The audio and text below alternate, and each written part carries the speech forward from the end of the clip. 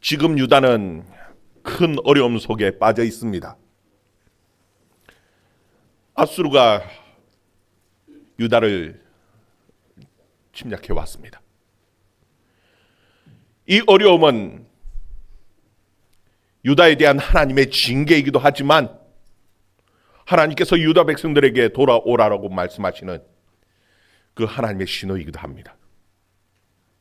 그런데 이 유다 사람들은 하나님을 믿지 않습니다. 하나님께서 그들의 실질적인 도움이 되신다라고 믿지를 않는 것입니다.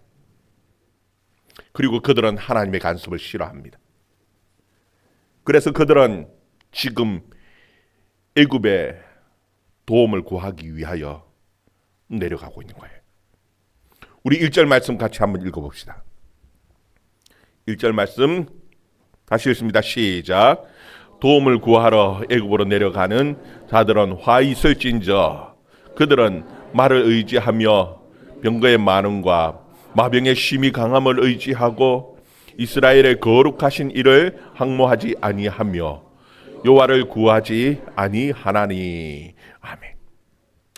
우리는 지난 시간 우리에게 어려움이 찾아왔을 때 우리가 어떻게 해야 하는지에 대해서 말씀을 보면서 고민해 봤습니다. 우리는 어려움이 왔을 때 생각해야 합니다. 이 어려움이 왜 왔을까? 여러분, 우리에게 하나님의 백성들에게 찾아오는 이 모든 어려움들은요, 그냥 우연히 찾아오는 어려움은 없습니다. 그래서 하나님의 백성들은 이 어려움을 가지고 고민해 봐야 하죠. 우리의 잘못으로 인해서 찾아온 어려움이라면은 회개해야 합니다. 그리고 정말 하나님의 말씀대로 살아가려고 하는데도 불구하고 찾아온 어려움일 때 이상히 여기지 말라고 하시죠. 하나님께서는 우리에게 더 큰 복을 주시기 위해서 주시는 어려움입니다. 성경이 우리에게 이 어려움이 왔을 때 우리에게 요구하시는 것은요, 하나님의 그 능하신 손 아래에서 겸손하라고 우리에게 말씀합니다. 즉 다시 말하면은 그 하나님의 그 능하신 손에 믿고 맡기라는 거, 이게 믿음입니다. 그런데 오늘 말씀에 보면 이스라엘 백성들은 하나님을 믿지를 못합니다. 맡기지를 못하는 거예요. 하나님께서 지금 뭐라고 말씀하시냐면은 도움을 구하러 애굽에 내려가는 자는 화 있을진저 그렇게 말씀하시죠. 도움을 구하려 애굽에 내려가면 그들은 아무런 도움이 되지 못할 거야. 그렇게 말씀하지 않습니다. 오히려 화가 있다라고 지금 하나님께서는 말씀하고 계시는 것이. 왜 화가 있다라고 말씀하십니까? 야, 너희들 그 가봤자 그 애굽 사람 도움이 안 돼.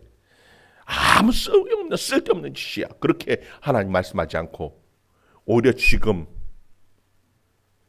애굽의 도움을 구하려 내려가는 것이 오히려 화가 된다라고 지금 말씀하고 계시는 것이. 왜 그랬을까? 왜 그런 말씀을 하실까? 우리 2절 한번 봅시다. 2절 말씀 같이 읽습니다. 시작. 여호와께서도 지혜로우신지 재앙을 내리실 것이라 그의 말씀들을 변하게 하지 아니하시고 일어나사 악행하는 자의 집을 치시며 행악을 돕는 자들을 치시리니. 아멘. 여기 보면 하나님께서 지혜로우신즉 재앙을 내리실 것이라는 겁니다. 여러분, 하나님이 지혜로운 것과 그것이랑 지금 그들에게 재앙이 내려지는 그 화가 임하는 것이랑 무슨 관계가 있는 것일까요? 여러분, 하나님은 인간의 그 얄팍한 속임수에 속지 않는다라는 겁니다. 지금 이 유다 백성들은 하나님도 사람들도 속일 수 있다고 생각하는 겁니다. 예를 들면 이런 겁니다. 7장에 보면은 아하스 왕 때에 저 아람의 군대랑 이스라엘 군대가 연합해서 유다를 쳐들어왔어요. 온 유다 백성들이 두려움에 떨고 있습니다. 그때 하나님께서는 이 아하스 왕에게 이사야를 보냅니다. 그러면서 하시는 말씀이, 야, 두려워하지 말라. 그들은 타다만 두 불쑥갱이 같은, 그냥 내버려두면 망할 거니까 너희는 잠잠하고 조용하라 말씀하셔요. 그러면서 아주 중요한 말씀을 하죠. 너희가 굳게 믿지 아니하면은 굳게 서지 못하리라. 여러분, 하나님께서는 이 사건을 통해서 그들에게 믿음을 주시기를 원하셨어요. 그래서 너희가 필요하면은 무슨 징조든지 구하라. 낮은 곳에든지 아니면 하늘 높은 곳에 있는 징조든지 하나님께서 보여주시겠다. 징조를 보고, 그리고 너희들은 믿음에 굳게 있으라고 하나님께서 말씀하시는데, 이 아하스 왕이 하는 대답이요, 징조를 구하지 아니하겠습니다. 하나님을 시험하지 않겠습니다라고 얘기를 해요. 여러분, 그 말을 들을 때에는 이 아하스 왕이 굉장히 믿음이 좋은 것 같습니다. 하나님을 시험하지 않겠다고. 그런데요, 믿음이 좋기는요, 속된 말로 개뿔입니다. 개뿔. 뒤에서는 온갖 참 온갖 일들을 계획하고 하는 겁니다. 막 재물을 끌어모아 가지고는 아수르에 갖다 바치는 겁니다. 아수르가 도움이 될 줄 알고. 하나님은 하나님을 믿으라고. 징조를 구하는데도 징조를 구하지 아니하겠다고, 하나님을 시험하지 않겠다고 하는 그들에게 하나님께서는 계속해서 징조를 또 보여주십니다. 임마누엘의 징조도 보여주시고요, 마헬살랄 하스바스라는 징조도 보여주시고요. 여러분, 하나님은 오늘 말씀에 보면은요, 지혜로우신 하나님이십니다. 인간에게 속지 않습니다. 믿음 좋은 것 같이, 다 하나님의 말씀에 순종할 것 같이 말하지만 하나님은 그 중심을 보시는 하나님이십니다. 오히려 그 모든 일들을 뭐라고 얘기하느냐 하면은 악행하는 자들이라고. 하나님을 구하지 않고 다른 것들에 도움이 될 줄 알고 찾아가는 그 모든 것들을 악행하는 자들이라고. 또 악행을 돕는 그 자들과 함께 망할 것이라고 하나님께서 말씀하고 계신 것입니다. 여러분, 우리에게, 하나님의 백성들에게 일어나는 이 모든 문제들을요, 세상의 힘의 논리로 보는 것이 아니라 하나님의 관점에서 이 영적인 문제로 보아야 한다라고 지금 이사야는 우리에게 권면하는 거예요. 3절 한번 봅니다. 3절 말씀 같이 봅니다. 시작. 애굽은 사람이요 신이 아니며 그들의 말들은 육체요 영이 아니니 여호와께서 그의 손을 펴시면 돕는 자도 넘어지며 도움을 받는 자도 엎드러져서 다 함께 멸망하리라. 아멘.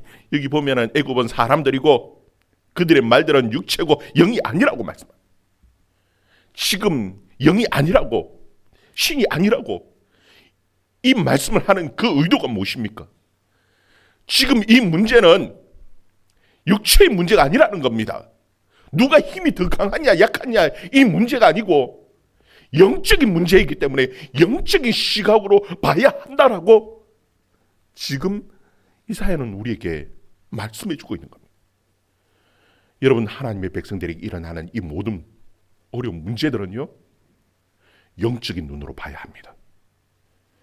그냥 우연히 일어나는 것이 아니라 지금 하나님께서 이 문제를 통해서 하나님의 백성들에게 무엇을 말씀하고 계시는 것인가? 이것을 통해서 하나님의 백성들에게 원하시는 것이 무엇인지 그 영적인 눈으로 이 문제를 봐야지요. 그런데 그냥 인간적인 세상적인 눈으로 보면서 힘의 논리로 보면서 이래 빠져나가고 저래 빠져나가고 빠져나가려고 한다고 해서 빠져나가지냐? 아니라는 겁니다. 하나님은 속지 아니하시고 오히려 그것 때문에 더 큰 어려움을 강하게 되어질 것이라고 말씀하고 계시는 것이. 여러분은 하나님께서는 하나님의 백성들에게 두 가지 길을 준비해 놓으셨습니다. 여러분, 사람들은 운명을 생각합니다. 이미 하나님께서는 우리 인생을 다 정해 놓으셨기 때문에 인간이 아무리 노력해도 하나님의 뜻대로 그냥 계획한 대로 그냥 다 되어지니까 우리는 그냥 수능적으로 그냥 따라가기만 하면 된다, 포기해버리고 그런 경우가 있는데 아니라는 겁니다. 하나님께서는 우리 앞에 두 가지 길이 놓여 있다라고. 너희들이 어떻게 선택하느냐에 따라서 여러분들 인생이 달라진다라고 지금 비유를 통해서 말씀해 주고 계신 것이.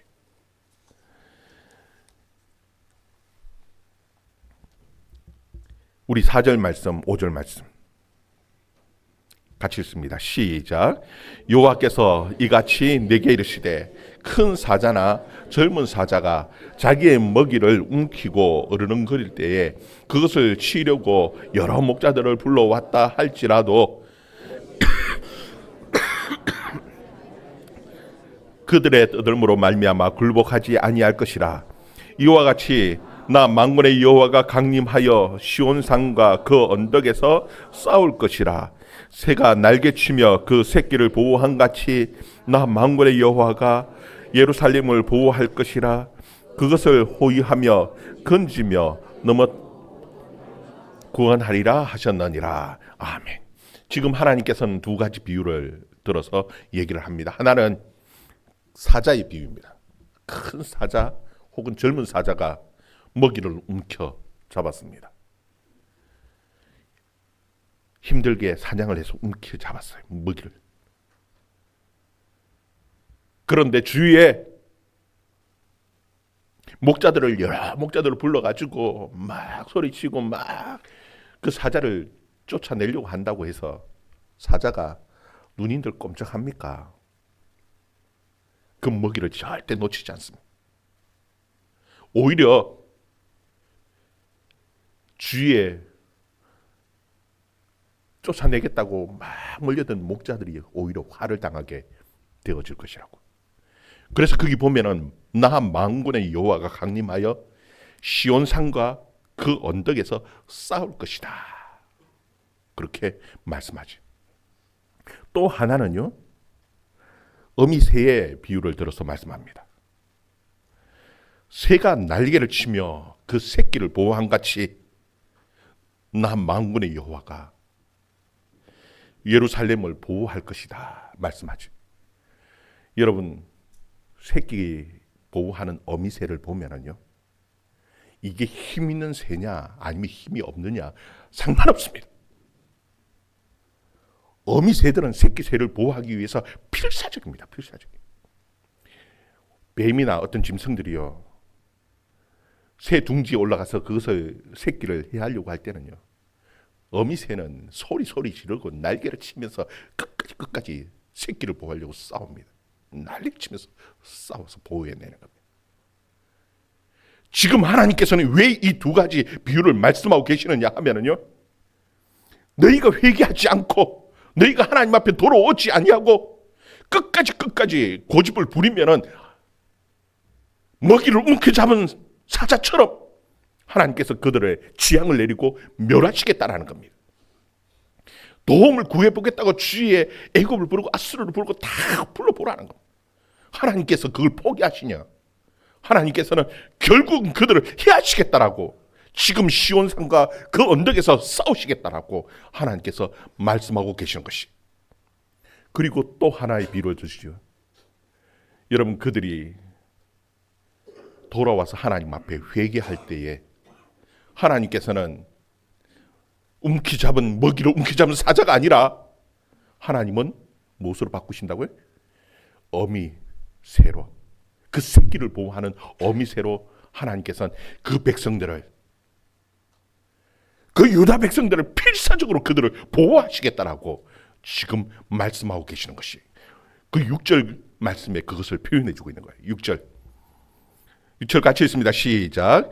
이스라엘 자손들아, 너희는 심히 거역하던 자에게로 돌아오라. 이때까지는 그들이 하나님을 거역하고 하나님을 대적하고 그렇게 살아왔다 한다 할지라도 하나님 앞에 돌아올 때에 하나님께서는 어미새가 그 새끼를 보호하는 것처럼 하나님께서 그들을 보호하시겠다라고 지금 말씀하고 계시는 것이.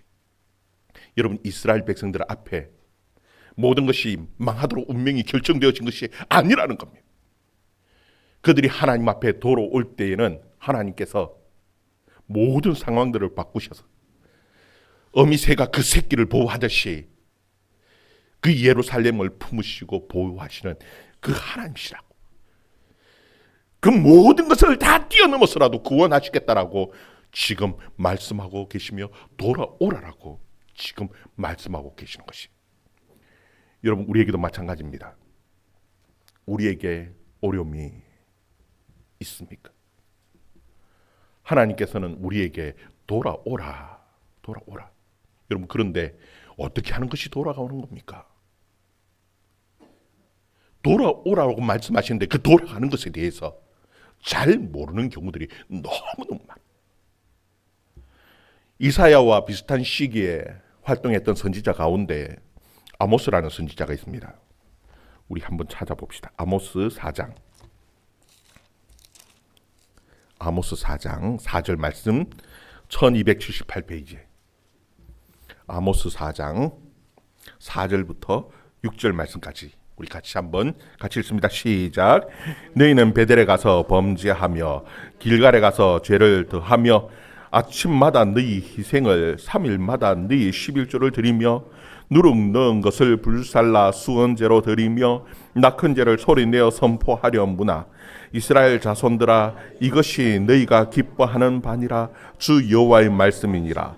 또 내가 너희 모든 성읍에서 너희 일을 깨끗하게 하며 너희의 각 처소에서 양식이 떨어지게 하였으나 너희가 내게로 돌아오지 아니하였느니라. 여호와의 말씀이니라. 아멘. 여기 보면은 지금 이 이스라엘 백성들은요, 너무나 열정적으로 신앙생활을 합니다. 아침마다 희생의 번제물을 하나님 앞에 드립니다. 짐승을 잘 봤어. 11조를 얼마나 열심히 드리느냐 하면은요, 3일에 한 번씩 11조를 드립니다. 딱 철저하게 11조를 계산해서 11조를 드려요. 그것뿐입니까? 수언제도 드리고요, 낙헌제도 드립니다. 소원제물을 하나님 앞에 드리는 겁니다. 감사제를 하나님 앞에 드리는 겁니다. 열심히 제사를 드립니다. 그런데 하나님께서는요, 이 이스라엘 백성들을 향해서 뭐라고 얘기하냐면 돌아오지 않았다라는 겁니다. 지금 이스라엘 백성들을 자꾸 착각하는 겁니다. 우리가 얼마나 열심히 신앙생활을 하는데 지금 이미 하나님과 너무너무 가까이 있다고 생각합니다. 예배를 얼마나 많이 드리고 철회를 하면서 11조를 드리고 열심히 신앙생활을 하는데, 근데 하나님께서는 지향을 내리고 뒤에 보면 우리가 다 안 읽었는데 거기 보면은 성읍의 기근을, 그리고 심지어는 메뚜기 재앙을 하나님께서 계속해서 팥종이 메뚜기 재앙을 막 내리고 재앙을, 전염병의 재앙을 내리는데도 불구하고 그들은 깨닫지를 못하는 겁니다. 돌아오질 않는다. 여러분, 하나님의 생각과 지금 이스라엘 백성들의 생각은 너무나 큰 차이가 있는 거예요. 어떻게 돌아갑니까? 우리는 열심히 하나님 앞에 예배 드리는데, 제사 드리는데, 11조도 드리는데 어떻게 돌아가라는 거예요? 근데 하나님께서는 돌아오지 않는다라고 계속 얘기하거든요. 여러분, 혹시 우리도 그런 착각에 빠져 있지는 않습니까? 열심히 하나님 앞에 예배도 드리고 내가 잘못해서 11조도 드리고 그러면 모든 것이 다 해결됐다고 생각하는데, 하나님 앞에 돌아갔다고 생각하는데 하나님은 아니라고. 여전히 돌아오라고. 하나님이 뭐라고 얘기한 줄 압니까? 우리는 하나님을 위해서, 하나님이 기쁘시게 하기 위해서 하나님이 기뻐하실 거라고 생각하고 열심히 제사를 드렸는데 5절에 보면은 5절 하반절에 이스라엘 자손들아 이것이 너희가 기뻐하는 바니라 주 여호와의 말씀이니라. 하나님이 기뻐하시는 거라고요? 아니라는 겁니다. 야, 너희들 좋아서 하는 거지. 내가 기뻐하는 거냐? 너희들 좋아서 하는 것이지. 하나님이 원하시는 건 뭡니까 그러면? 하나님 앞에 돌아가는 것은 무엇입니까? 거기에 대해서요, 아모스는 그렇게 말합니다. 5장 21절부터 24절까지 말씀. 같이 읽습니다. 시작. 내가 너희 절기들을 미워하여 멸시하며 너희 성회들을 기뻐하지 아니하나니 너희가 내게 번제나 소제를 드릴지라도 내가 받지 아니할 것이요 너희의 살찐 희생의 화목제도 내가 돌아보지 아니하리라.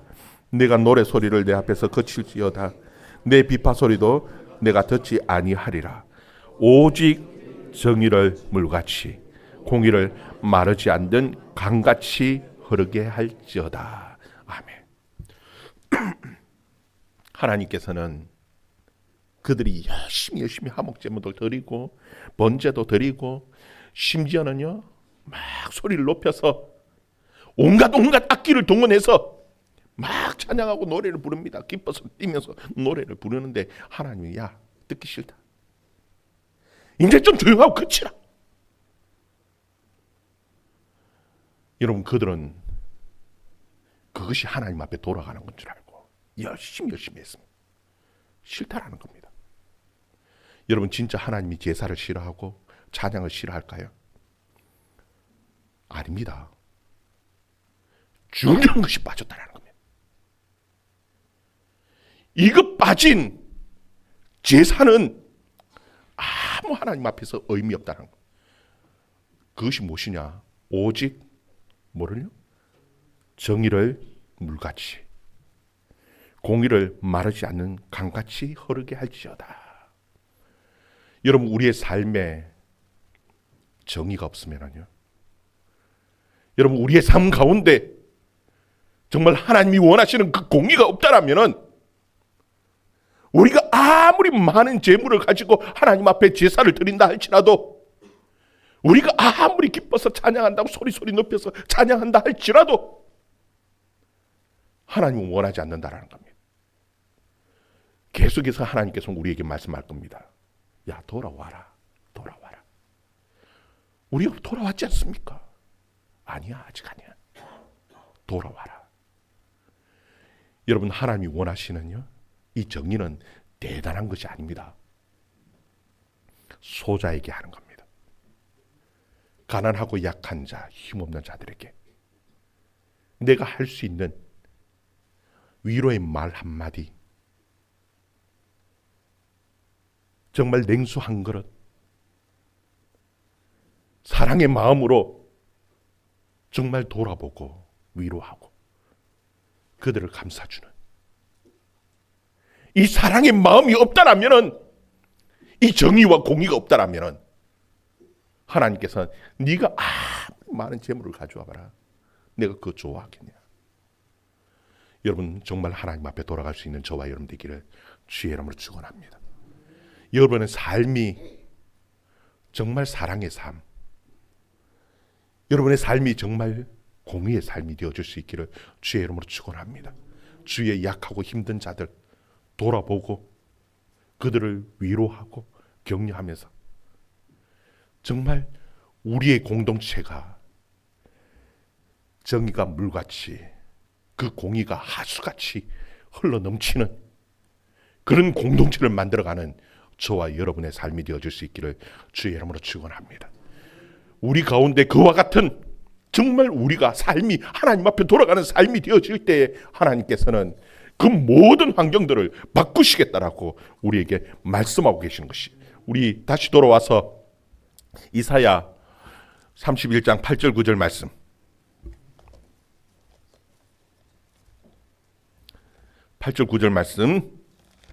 같이 읽습니다. 시작. 아수르는 칼에 엎드러질 것이나 사람의 칼로 말미암 아니겠고, 칼에 삼켜질 것이나 사람의 칼로 말미암은 것이 아닐 것이며, 그는 칼 앞에 도망할 것이요 그의 장정들은 복역하는 자가 될 것이라. 그의 반석은 두려움으로 말미암아 물러가겠고 그의 고관들은 기치로 말미암아 놀라리라. 이는 여호와의 말씀이라. 여호와의 불은 시온에 있고 여호와의 풀무는 예루살렘에 있느니라. 아멘. 여러분, 지금 이 아수르는 지금 유다를 공격해 와서 도무지 대책이 없는 것 같습니다. 할 수 없는 것 같습니다. 그런데 하나님께서는 분명하게 말씀합니다. 너희들이 돌아올 때에, 그때에 하나님께서는 아수르는 칼에 엎드려질 것이라고. 그런데 그 칼은요, 무슨 칼이 아니라고요? 사람의 칼이 아니라는 겁니다. 아수르는 결국은 칼에 삼켜질 것입니다. 근데 그 칼은 무슨 칼이 아니라고요? 사람의 칼이 아니라는 겁니다. 결국은 그 아수르는 칼 앞에서 도망갈 것입니다. 그런데 그 칼은 사람의 칼이 아니라는 겁니다. 그럼 도대체 뭡니까? 하나님의 칼 아래 엎드려질 것이고 하나님의 칼 안에서 삼켜질 것이고 하나님의 칼 아래 도망갈 것입니다. 그것이 분명한 기치가 되어질 것입니다. 여기 보면은 9절에 그의 고관들은 기치로 말미암아 놀랄 것이다. 이 기치라는 것은 기호라는 표시라는 겁니다.